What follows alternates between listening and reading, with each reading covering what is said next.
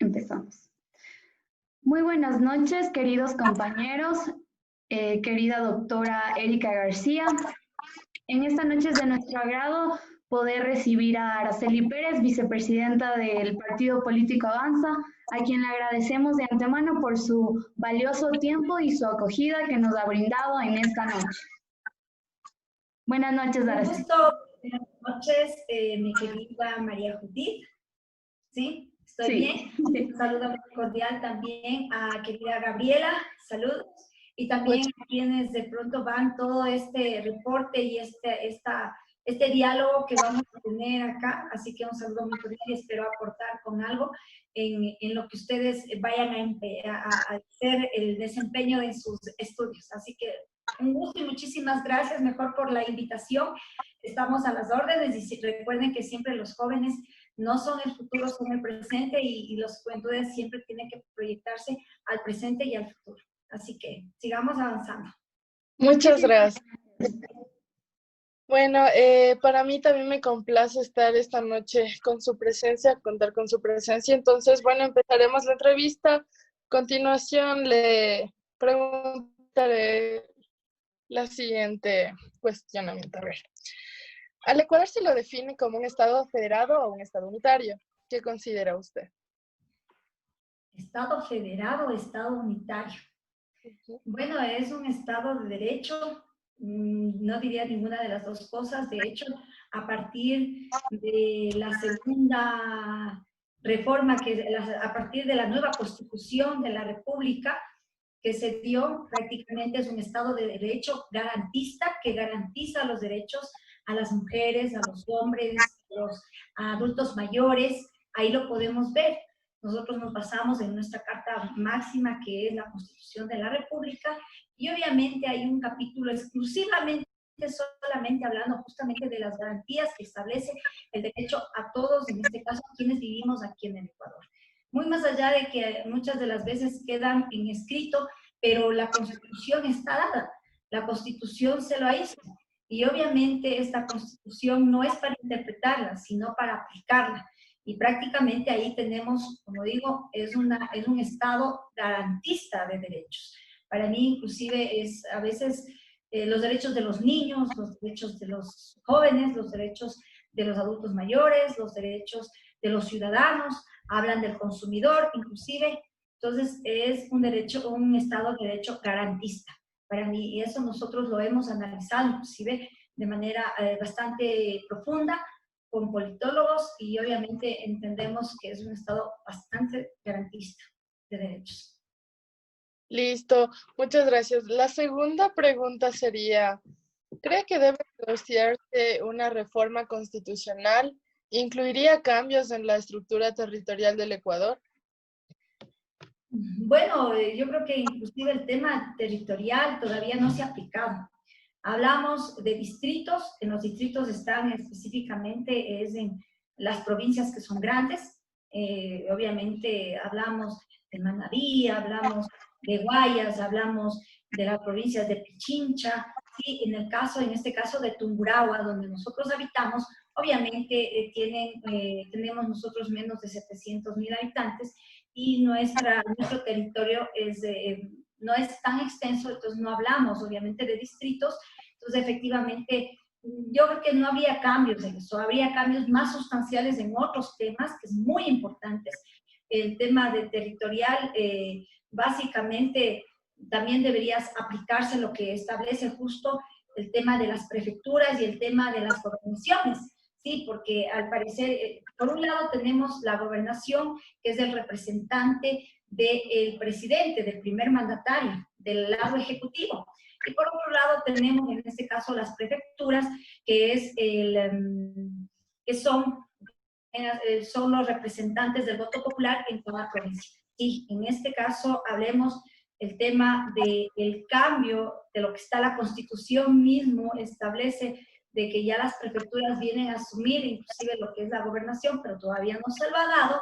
Obviamente creo que habría que analizarlo por ese tema, pero más en el tema territorial, hay que decir que se ha avanzado bastante, ¿sí? En el tema de Tungurahua, algún problema tenemos en tema de minas que todavía no terminan por definir, inclusive alguna de las fronteras y competencias. Aquí mismo compete el límite de la minería, en este caso hablemos de Tungurahua, y que inclusive ha habido bastantes problemas, especialmente quienes se dedican a este ámbito de producción. Lo digo porque yo fui presidenta de la Comisión de Medio Ambiente del municipio y obviamente ahí tuvimos que tratar varios temas referentes justamente a ellos, y como que el tema territorial lo mandaban a los gobiernos seccionales y de los gobiernos seccionales a la asamblea, entonces no había una definición concreta en base al territorio, o sea, al límite, porque según el límite era Salcedo, según el límite era, en este caso, Ambato. Obviamente ahí había un problema, no un problema, digamos, más que pugna, un problema, y que eso se está trasladando inclusive a los ciudadanos que se dedican a este ámbito de producción.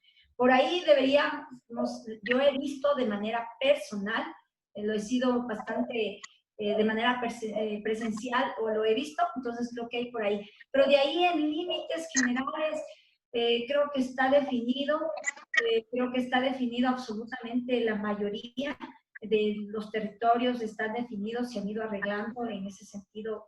Yo creo que en otros problemas sustanciales habría que hacer varios cambios, y que diríamos más adelante, ¿no? No sé si me permiten ahí.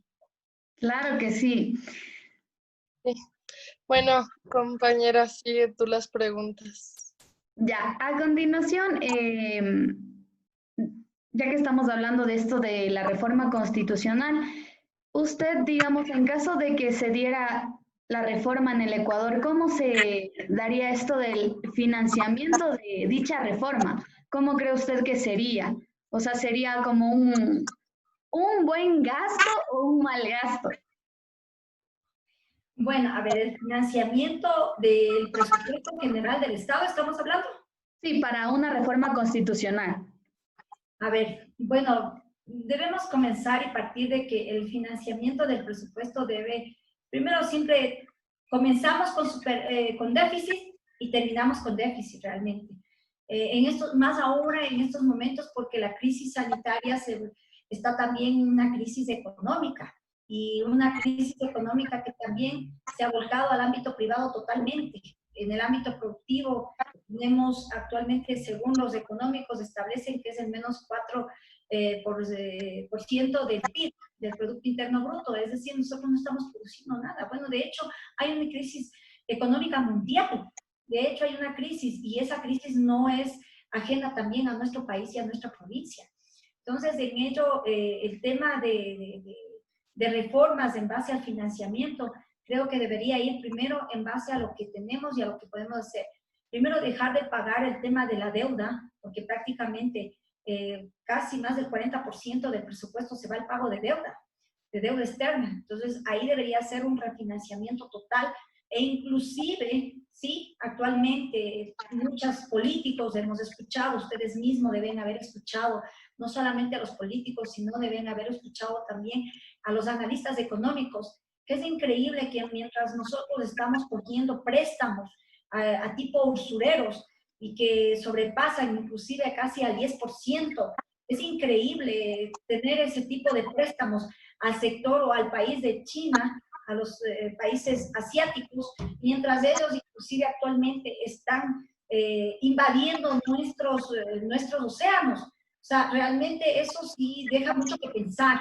Deja mucho que pensar, porque nosotros no podemos estarles aplaudiendo mientras ellos vienen, nos prestan el dinero, nos hacen las obras, y unas obras pésimas que hay que decirlos, sí, porque además se condiciona el préstamo a través de ciertas obras que ellos hacen aquí en el país, y que esas políticas no pueden implementarse, no pueden. Yo creo que el tema en base al ámbito financiero debería verse ahora, inclusive si es necesario hacerse una reforma, inclusive debería haberse obligado en este momento, especialmente que estamos en crisis general, en donde todo el país, tanto los organismos seccionales como también los organismos gubernamentales centrales, deberían hacerse un recorte general. Un recorte general, en este caso hablamos del aparato burocrático, ¿sí? ¿Para qué tener 3 ministerios? ¿Para qué tener el Ministerio de la Cultura, el Ministerio del Deporte, el Ministerio de Educación, cuando los 3 podrían ser uno solo? Podrían tranquilamente fusionarse y podrían tranquilamente trabajar y dejar de tener tantos viceministros y tener obviamente los más necesarios, ¿sí? Dejar de ser tan burocráticos y sentarnos a trabajar, dejar de tener tantas secretarías de, bueno, finalmente algunas de control, que lo único que hacen es estar viendo dónde los gobiernos seccionales inclusive se equivocan para estar con la varita mágica y captarles las multas, y eso deberían ir eliminando. Deberían dejarles inclusive al ámbito privado, que yo inclusive estoy en el ámbito privado, deberían dejarnos respirar, porque hay muchos impuestos, muchas tramitologías, muchos trámites lamentablemente, y que inclusive a jóvenes que salen inclusive recién del ámbito educativo, de las universidades, ¿sí? Y que salen a ponerse un emprendimiento y que lamentablemente ven la cantidad de trámites que tienen que hacer para poderse poner algún negocio, alguna situación, alguna patente, de pronto algún trabajo productivo. Es una serie. Muchos de los jóvenes no pueden acceder a los créditos porque lo primero que le piden es garantía. Y un joven que apenas acaba de salir de la universidad, ¿qué garantía le puede dar? ¿Qué garantía le puede dar? Entonces, efectivamente debe cambiar un poco la metodología a través inclusive de los créditos del Banco Ecuador, porque si nosotros analizamos los famosos créditos del Banco Ecuador, y que le digo, inclusive yo estaba haciendo un crédito del Banco Ecuador, créanme que yo esperé un poquito más, ¿no? Y créanme que una serie de cantidad de documentación y todo, y para los jóvenes, yo veía a un chico, mi contador de mi empresa, que él hizo una serie de papeleos para poder tener y acceder inclusive al crédito para que la mujer, la esposa, se ponga su gabinete. Créanme que qué difícil. Finalmente le dijeron que no. Miren, o sea, entonces, ¿en qué estamos? ¿Qué ayuda es para los jóvenes? Sí, en este caso, el ámbito, el sector público, que ahí debería mejorar y canalizar. Finalmente, en la Constitución puede estar escrito un sinnúmero de derechos, pero el derecho al trabajo también debe garantizarle el Estado a través de los procesos y procedimientos. No solamente que quede como una letra muerta, porque prácticamente en este momento es así, una letra totalmente muerta, ¿sí? Una letra muerta donde vemos nosotros los intereses que todavía siguen siendo altísimos. En nuestro país, los intereses es terribles. ¿Sí? Y las comisiones, y si uno se atrasa un día, ya es $10 por la llamada, $10 por la espera, y etcétera, etcétera, etcétera. Entonces, esas son cosas que deben cambiar en nuestro país.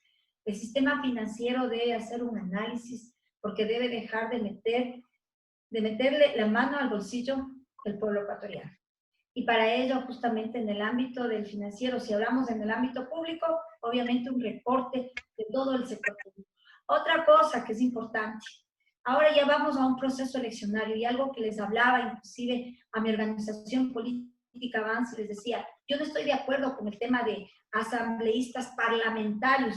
Yo digo, ¿cuál es la función? Pregunto a ustedes, jóvenes, para que debatan. ¿En qué nos ha ayudado el tener 2 procesos eleccionarios de asambleístas parlamentarios andinos? Pregunto. Nada. Ya. Pero eso representa gasto. Ojo.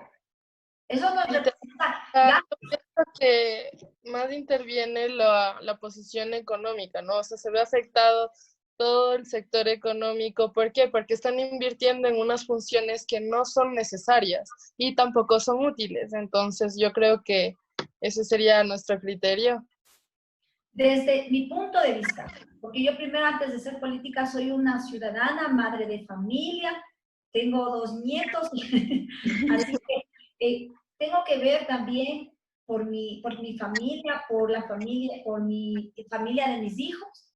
Entonces, realmente les digo, es bastante duro ver cómo nosotros estamos manteniendo el aparato burocrático público, tanto seccional como tanto gubernamental, y tanto legislativo también. Y en el ámbito legislativo, ahí tenemos, yo digo, ¿en qué nos ayuda el Parlamento andino? Si son convenios que se hacen a nivel entre países, países del Pacto Andino, muy bien lo pueden hacer a través desde el ámbito ejecutivo. No necesitamos que otras personas lo hagan. Porque miren, ¿cuántos parlamentarios andinos, cuántos dineros nos representan al país? Yo apruebo de que inclusive se baje el número de asambleístas, se baje el número de concejales. Fui concejala y yo fui uno de los 13 concejales en el periodo anterior. Pero créanme que creo que el municipio muy bien puede funcionar con 7 concejales. No necesita más. ¿Para qué más? Para legislar y fiscalizar. ¿Sí? Porque además yo les invito a ustedes, mis amigas, ¿sí? Y a ustedes, queridos estudiantes que de pronto van a ver, yo sé que van a ver, ¿no? Este programa, ¿cierto? Ya, entonces ustedes van a ver, yo les invito a ustedes a que también analicen al político, ¿sí? ¿Qué hace? ¿Cuál es su producto final? Porque aquí ustedes nos han elegido a nosotros. Bueno, yo estoy en este momento en el ámbito privada, pero hace 2 años estuve como concejal y estuve como 4 años y medio como concejal. ¿Y cuál fue nuestro producto? ¿Sí? Les pregunten cuántas ordenanzas, pero desde la autoría, que se quedaron a trabajar solitos, trabajaron solos, no que les den haciendo el ámbito administrativo, no, sino solo desde su autoría, cuántas ordenanzas, cuántos procesos de fiscalización hicieron. Eso es importante. Yo por eso digo, hay que reducir totalmente. Este país tiene que hacer un recorte al máximo. No pueden ustedes, porque ahora lo que están haciendo con toda esta situación es gastarse lo que se viene. Es decir, que ustedes, de pronto ustedes están todavía les falta ¿cuántos años de vida para salir de la universidad? 4. 4 años. Recién. Ya, 4 años. Ustedes después de 4 años, ustedes ya cogieron deuda y van a comenzar a pagar lo que se están endeudando hoy en día. Exacto, entonces no estamos viendo lo que está pasando ahorita en el presente, ¿no? Porque si lo analizamos bien, o sea, usted nos está indicando que todos estos gastos son innecesarios. La economía se está invirtiendo en algo que no tiene mucha importancia. ¿Por qué? Porque ya está con una suficiencia, ¿no? Entonces está abarcando más personal. Entonces esto produciría unas deudas que básicamente nos afectaría a nosotros en un futuro, porque tendríamos que cubrir las mismas. Entonces yo también pondría en consideración eso con mis compañeros. Y gracias también por su punto de vista, Araceli. Queríamos también hacerles otras preguntas, por favor. Sí, bueno. Con respecto a lo que usted estaba diciendo, justo tenemos una pregunta que me pareció muy interesante lo que decía esto de los ministerios, ¿no? Que hay 3 y podría ser 1, y esto tiene bastante relación con lo que viene siendo ya el gobierno, ¿no? Porque la siguiente pregunta nos dice, como usted sabe, antes las funciones del Estado eran 3, legislativa, ejecutiva y judicial, y se elevaron a 5 funciones. Entonces, esto, ¿considera usted que con qué objetivo se hizo? Porque viene siendo relacionado con lo que usted hablaba de los ministerios. Yo, en mi punto de vista, considero algo como poco, o sea, algo innecesario. Pero, sin embargo, le hago la pregunta a usted, ¿cuál considera que fue el objetivo de elevar estas funciones?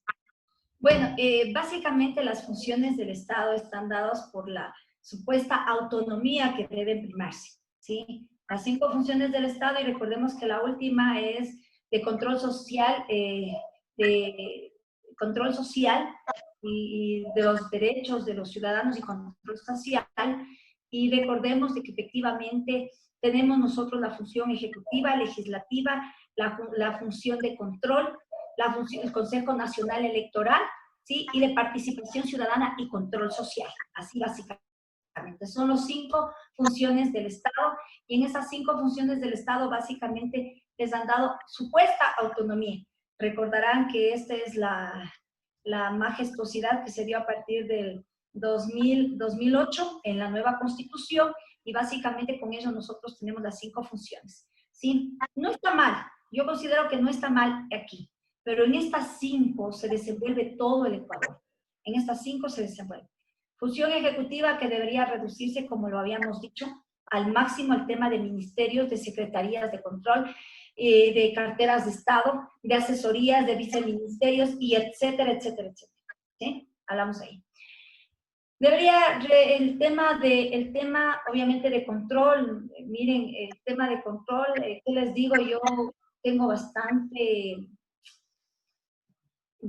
bastante recelo inclusive en topar el tema, porque hablamos de una Contraloría que deja mucho que desear, inclusive en los últimos tiempos.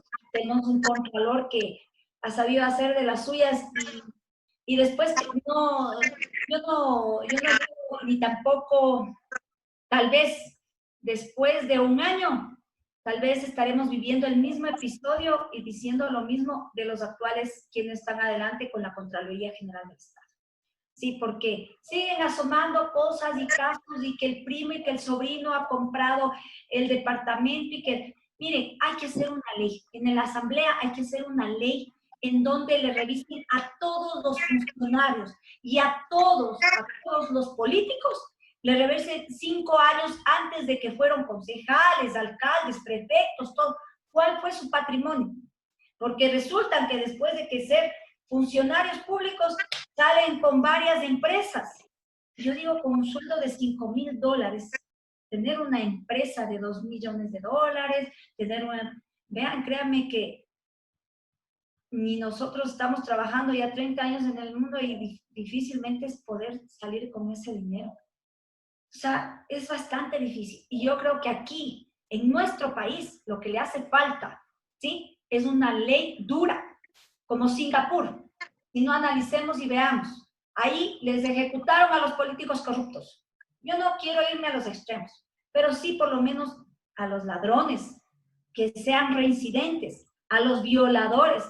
Discúlpenme, sí hay que comenzar a castrarles, yo pensaría. Sí hay que comenzar a cortar las manos, porque es la única manera de que la persona tenga miedo. Es la única manera. ¿Por qué los señores asambleístas, en la última ocasión que fue en el año 2019, que inclusive fue, si no más recuerdo, no aprobaron la ley de quitarles los bienes a los políticos corruptos? ¿Por qué no aprobaron? Pregunto yo. Es que no tenemos, miren, este país no está con la epidemia, la pandemia de coronavirus. Este país está por la epidemia que se ha arraigado con unas raíces tan grandes que se llama corrupción y que lamentablemente está enquistada en los mismos organismos de control. En los mismos organismos de control. Ahora nomás quiero especificarles, por ejemplo, el Consejo Nacional Electoral. Acaban de eliminar 5 partidos, o están eliminando 5 partidos o partidos de organizaciones políticas. ¿Por qué? Porque supuestamente ha habido irregularidades. ¿Y quién permitió estas irregularidades? Pregunto yo. Eso no es acto de corrupción, ¿sí? El tema de la Contraloría. Hay muchos casos que se pasan. Y yo quiero mencionarles uno que hice el proceso de fiscalización, que es el tema de los fotorradares. Y que créanme que el tema de los fotorradares es el haberle metido, ¿sí?, no solo a los sanbateños, sino a los ecuatorianos en general, la mano al bolsillo y sacarle el dinero. Porque creo que de todos, y si ustedes ven en el aula y se preguntan, alguien de sus familiares, si no fueron sus padres, pagaron una multa. Créanme. Y había que sacar de donde sea 400, 500, 1000, 2000 para pagar una multa. Créanme, eso es una metedura de mano. ¿Y qué pasó? Yo me fui a la Contraloría. Hablé con el subdirector de la Contraloría. Qué increíble es decir que no, que eso ya pasó, que eso es cosa juzgada, que eso, es una llamada de atención al exalcalde. Es de la administración de la anterior, ¿sí? Y que solamente le van a hacer una llamada de atención y no ha pasado absolutamente nada. Y con todo yo le considero un caballero al arquitecto Callejas, mis respetos, pero en esto se equivocó. En esto hay mucha tela que cortar. Imagínense, son $28 millones en 3 años que se hizo la empresa. privada que le contrataron aquí para los fotorradares aquí en Ambato. 28 millones de dólares. ¿Quién responde por eso? Lindo, famoso, aplaudo a esta empresa que le contrataron, porque seguramente gastó, si gastó 1,5 millones en aparatos para poner los fotorradares es mucho. El resto, 27 millones de dólares, qué lindo, qué hermoso. Felicitaciones a la empresa privada, se hizo millonario de la noche a la mañana, definitivamente. ¿Sí? Esos son actos de corrupción. Y lamentablemente la Contraloría no hace nada. ¿Sí? Y yo denuncié. Y yo estaba haciendo, no pasa nada. Y aquí les importa, y aquí pueden venirse a implementarse una ley, pueden venir un alcalde y decir, por muy alcalde, aquí hago esto a través de la ley, y se acabó. Por Dios, la gente ya no tenemos dinero, nos quieren quitar lo poco que tenemos. Por eso digo, hay que cambiar primero la conciencia, pero también yo quiero llamarle a la conciencia de los quienes sufragan, ¿sí? Porque aquí el tema de la política tiene bastante resistencia. Por eso mismo se abusan los políticos que son más conocidos y que hablan bonito. ¿Por qué? Porque realmente dice, no, es que yo soy conocido y ya prácticamente. Y la gente dice, sí, es reconocido. No importa, aunque ha robado, pero ha hecho obras. Esa mentalidad debemos sacarnos, ¿sí? Eso es lo que ustedes, queridos amigos y amigas, deben ustedes cultivar en sus hogares, porque creo que la mentalidad de quienes pasamos, o quienes estamos en la segunda juventud, creo que nos estamos olvidando, ¿sí? Y creo que ustedes deben sembrar, ¿sí? Paz, deben sembrar conciencias frescas y sanas, y deben decir, basta de corrupción. Porque aquí en este país, vuelvo a repetir, hay una pandemia tan grande que se llama corrupción y que no les importa. Y si no, veamos más en este periodo de confinamiento, como mientras nosotros, los ecuatorianos, muchos estaban en sus hogares, y digo muchos porque yo tengo una empresa de distribución de consumo masivo, y obviamente tenía que trabajar en periodos, entonces sí estaba trabajando, sí estaba laborando, porque tenía que atender algunos locales, centros comerciales, e inclusive al sports, tanto de acá, a los civiles militares, tanto de Ambato como de la Tacunga, les doy la alimentación. Entonces, básicamente les comento que mientras los 10 millones de ecuatorianos estaban en sus casas, miren, nos compraban las fundas aquí para cadáveres a increíbles precios, las medicinas.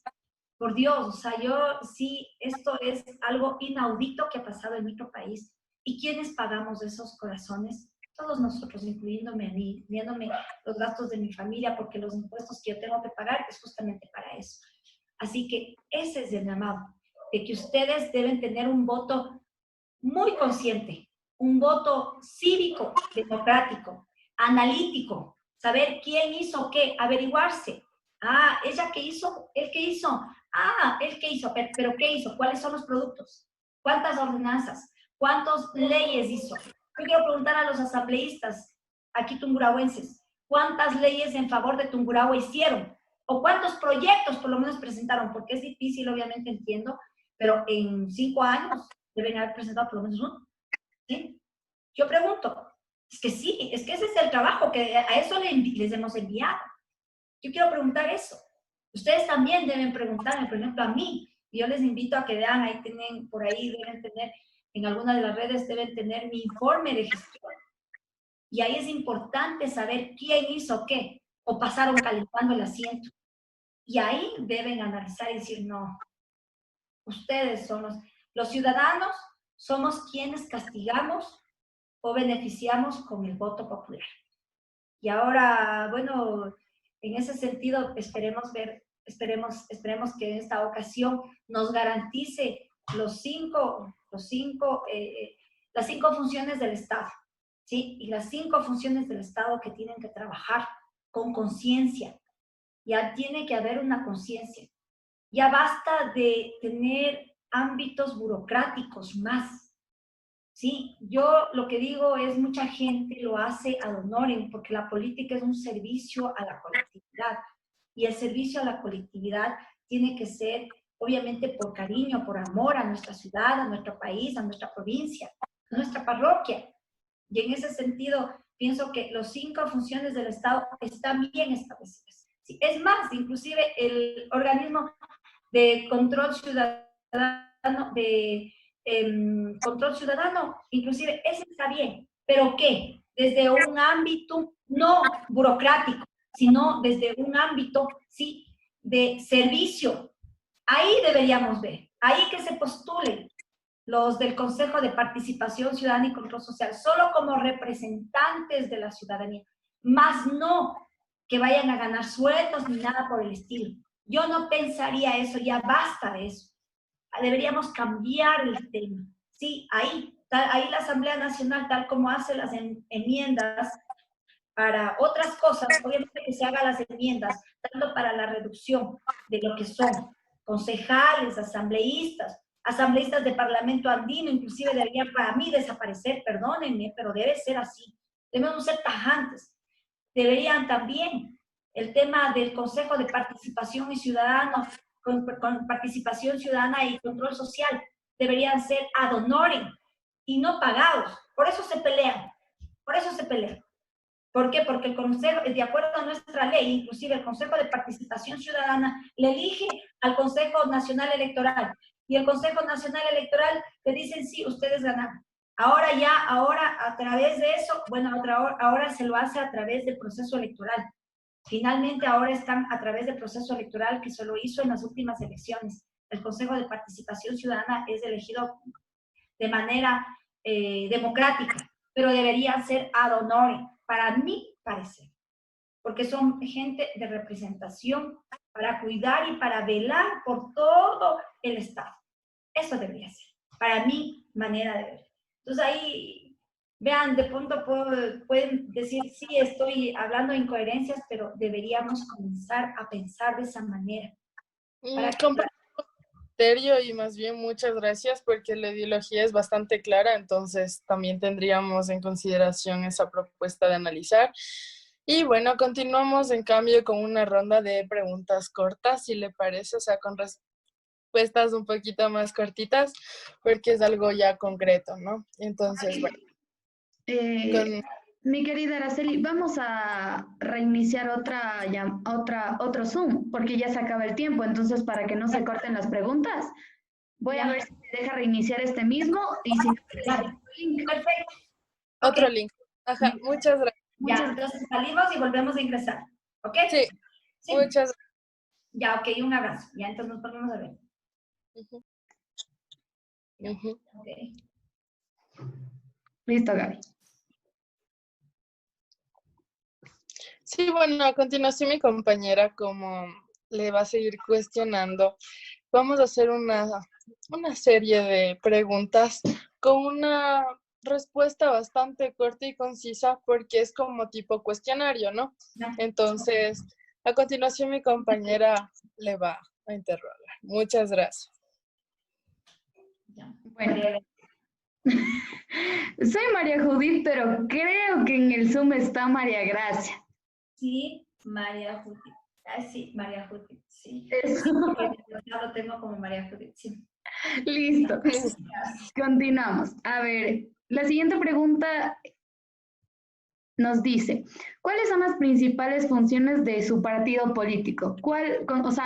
Usted que ya ha pertenecido a este partido y sabe más, es vicepresidente y todo, ¿cuáles son las funciones principales de su partido? A ver, nosotros somos un partido orgánico, somos un partido estructural, tenemos estructuras en 18 provincias de las 24.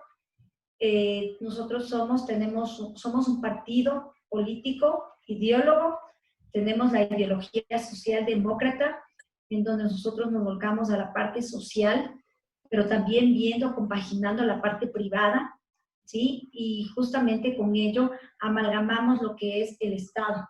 Tenemos que equilibrar lo que es la riqueza del Estado, pero también con el ámbito de solidaridad.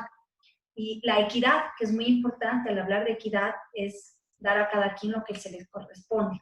¿Sí? Si yo me esfuerzo, obviamente yo tengo. Eso es muy importante.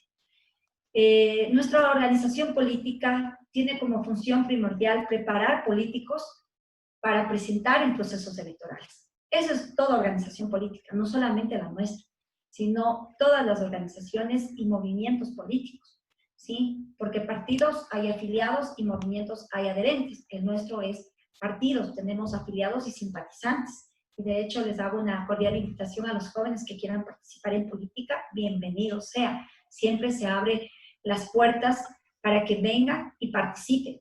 De hecho, nosotros hemos tenido muy buenas participaciones de jóvenes que a sus 23, 24, 25 años han sido concejales, ¿sí? Y han sido vocales, han sido presidentes de juntas parroquiales. Y una de nuestras funciones justamente es la capacitación, que eso nosotros tenemos el proyecto Lidera a nivel nacional, lo hemos hecho, la hemos capacitado, obviamente, lo estábamos haciendo antes de toda esta crisis de pandemia. Entonces teníamos nosotros capacitaciones a nivel de todo el país, en diferentes sectores, en diferentes provincias, y Tungurahua no es la excepción. Nosotros aquí nos hemos capacitado de manera permanente, ¿sí? Para que nuestra gente sepa lo que es la socialdemocracia, sepamos y amemos primero el servicio a los demás, saber que la política es el servicio a los demás, ¿sí? Hablamos de estructura, hablamos de organización, hablamos de capacitación y por supuesto la participación. Y una de las cosas muy fundamentales en la parte de organización tenemos la Comisión de Ética y Disciplina, y que parte de ello justamente aquí ellos miran el accionar de toda nuestra militancia. Y si hay algún comportamiento o hay algún compañero que pueda hacer denuncias del comportamiento que no están adecuados de otro compañero, pues lo puede hacer. De hecho, nosotros en el año 2018 expulsamos, ¿sí?, de nuestras filas a Ramiro González, porque ustedes deben saber, obviamente, él está prófugo de la justicia. Y eso no va, y eso es importante decirlo. Sí, los dedos de la mano no son iguales, y por lo tanto, igual a veces nosotros no podemos responder por lo que hace nuestro hermano. Y yo respondo por Araceli Pérez, ¿sí? Y a nivel nacional, obviamente, respondemos por nuestra organización. Hoy estamos liderados por Álvaro Castillo, que fue alcalde de Ibarra, que es de la provincia de Imbabura, y como primera vicepresidenta soy yo de Tungurahua, Araceli Pérez, que siempre estoy a las órdenes. Esas es básicamente las funciones de una organización política en general. La participación política, que también tiene que ser consciente y tiene que ser cívica. Y para eso tiene que prepararse a través de capacitación. Y estar preparados para la función que van a desempeñar. Listo. Y la siguiente pregunta, por favor, sería ¿qué tipo de partido político es Avanza? Bueno, es un partido político democrático, es un partido político renovado de manera horizontal. Yo soy fundadora de esta organización desde hace aproximadamente 11 años. Nos reunimos para hacer una organización nueva, socialdemócrata, que eso lo tengo desde hace más de 25 años, les comento. Esta socialdemocracia no solamente hay que decirla, sino hay que practicarla desde el territorio, desde los hechos. Y eso es lo que nos ha caracterizado a nosotros. Nosotros tenemos una fortaleza que es el territorio. Tenemos, si es el Tungurahua, tenemos nosotros 36 autoridades, tenemos 2 alcaldes, el alcalde de Patate y el alcalde de Baños, son nuestros alcaldes. Tenemos concejales de los 9 cantones, tenemos en 7 cantones, tenemos concejales, y tenemos presidentes de edad parroquiales, tenemos aquí en nuestra provincia y por supuesto a nivel nacional también. Y por supuesto nosotros miramos también este tema de manera muy puntual y eso es importante. Aquí nosotros no solapamos, ¿sí? No solapamos y nosotros no vamos, ¿sí?, a esconder absolutamente a nadie. Aquí, venga de donde venga, los actos de corrupción, que eso es lo más importante, nosotros obviamente siempre denunciaremos. Y que la justicia ecuatoriana haga lo que tenga que siempre hacer. Eso es importante. Muchas gracias. Otra pregunta, por favor. Dentro de su jerarquía en el partido político suyo, si se llegase al poder, obviamente, ¿quién realizaría las funciones de régimen político?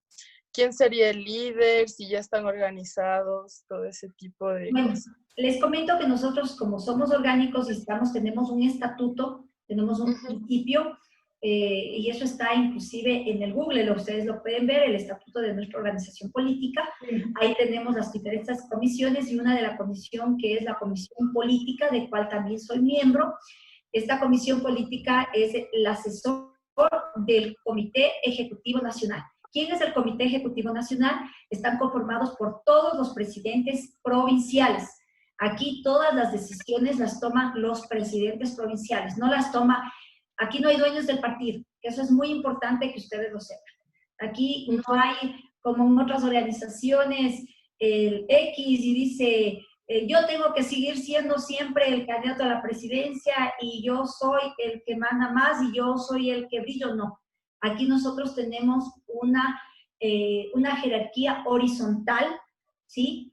Tenemos, como digo, la comisión política, que es el nivel asesor del Comité Ejecutivo Nacional. Pero quienes aprueban absolutamente todo, y de hecho les voy a comentar una infidencia. El día de ayer aprobamos, y que no les voy a decir, les voy a decir ya muy pronto, ¿sí? Aprobamos de manera democrática, con votos, así tiene que ser, como tiene que ser, no es la decisión de 2 o 3 personas, no, es de manera democrática, elegidos por todos los presidentes provinciales, de acuerdo a su voto razonado, se eligió el candidato a la presidencia de la República. Les comento que inclusive este candidato nació, y les voy a decir cómo nació. Nació de una selección de la Comisión Política Nacional de Avanza. La Comisión Política hizo un análisis de nuestros precandidatos, que de hecho hubieron algunos y que les queremos agradecer de sobremanera. Ustedes lo sabrán más adelante. Pero obviamente hay que ver todas las potencialidades y todas las proyecciones. Y en base a ello, el día de ayer, justamente hasta las 9 de la noche, de manera democrática, a través de Zoom y a través de las reuniones telemáticas que debemos tener actualmente, tuvimos de manera democrática la elección del futuro candidato a la presidencia de la República por Avanza Listas 8, elegidos por todos, y en este caso por los 18 presidentes, no elegido por 3 personas. Eso es muy importante que ustedes lo sepan. Entonces, así es nuestro proceder dentro de Avanza Listas 8, de manera democrática. Muy bien, muchas gracias. Las últimas 2 preguntas serían bastante concisas, ¿no? Entonces, según su partido político, ¿cuál es el mensaje que quiere transmitir para los jóvenes, en este caso estudiantes? Bueno, el mensaje que le queremos transmitir a ustedes, chicos, chicas, es que no les tengan recelo a la política. La política no es mala. La política hay que involucrarse a la política, porque efectivamente ciertos personajes que han brillado de la noche a la mañana, y que les digo, el liderazgo no se nace, el liderazgo, perdón, no se hace así. No, el liderazgo se nace y se va dando en el tiempo, ¿sí? Y la experiencia cuenta mucho, la experiencia cuenta mucho. Y es importante ver la experiencia en el lado positivo. Y por eso les digo que es importante que los jóvenes se involucren al ámbito político, que no les tengan recelo, porque mientras el 80% del pueblo ecuatoriano no quiere saber nada de política, lamentablemente, ese 20% nos está eligiendo las autoridades. Y si no, ustedes desen cuenta aquí en Tungurahua, ejemplo, ¿sí? Que fue electo en la prefectura, una prefectura con apenas el 13% de los votos a nivel de todo el electorado, ¿sí? Entonces, mientras el 80% no quiere saber nada, el 20% da eligiendo al 80%. Así que, chicos, les invito al ámbito político. Yo fui presidenta de Asociación Femenina Universitaria de la Universidad Técnica de Ambato. Tuve la oportunidad de representar a las mujeres. Tuve la oportunidad de estar en la asamblea en aquel año del 98, reclamando por los derechos de las mujeres, en donde se puso en la Constitución de aquel entonces justamente los derechos hacia las mujeres. que es muy importante. Ahora estamos a un mismo nivel. Ahora estamos hombres y mujeres que con las dos manos nos lavamos la cara. Pero ahora queremos que ustedes también como jóvenes piensen, razonen y analicen. Y también ustedes son la parte sustancial. A veces decimos que las madres somos la parte sustancial. No, ustedes jóvenes que se están preparando en las aulas universitarias, que se están preparando en los centros educativos, ustedes son la parte medular de toda una familia, que deben llevar a un debate en su familia, y de manera democrática también decidir desde su familia para la sociedad en general y por ende la sociedad ecuatoriana. Así que ese es el mensaje. Muchas gracias. Ya, y la última, por favor, sería, ¿cuál cree que deberían ser las expectativas que debe cumplir el próximo presidente que llegue al poder, ¿no? Bueno, se le vienen temas bastante difíciles, muy duros, muy duros. Vuelvo y repito, hay temas bastante difíciles porque por un lado están las universidades que no quieren recortes presupuestarios, por otro lado están obviamente todos los ámbitos el tema del desempleo, el tema del empleo, el tema de los salarios, realmente el tema de la dolarización, el sostener la dolarización, son temas bastante duros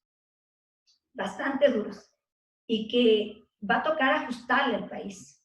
En el tema de subsidios, ya alguna vez lo quiso hacer Leni, y miren el tema en donde suscitamos, había dos frentes, el que sí quería y el que no quería. El tema, por otro lado, el tema del aparato burocrático, que eso debe ser un recorte, debe haber un recorte, y lo va a haber, yo pensaría que no hay otra salida. El tema de financiamiento del presupuesto que ha seguido desde hace 10 años atrás endeudándonos para 10 años siguientes, y debe haberse un recorte. Debe haber inclusive la innovación y debe haber que haya contactos muy importantes, que empresas vengan y se enamoren de Ecuador, que sepan que hay hombres y mujeres que trabajamos, y en base a ello, obviamente, que vengan las empresas a invertir aquí en Ecuador. Sí, a invertir, no a robar, que vengan a invertir acá, porque mientras más empresas vienen a invertir, obviamente habrá trabajo, habrá dinamismo y por supuesto habrá también ingresos, tanto para los gobiernos seccionales como también para las arcas fiscales.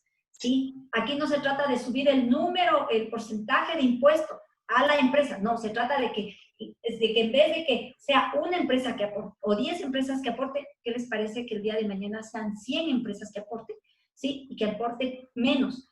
Al aportar menos y más empresas, va a haber, obviamente, va a haber mayor ingresos, como lo dije.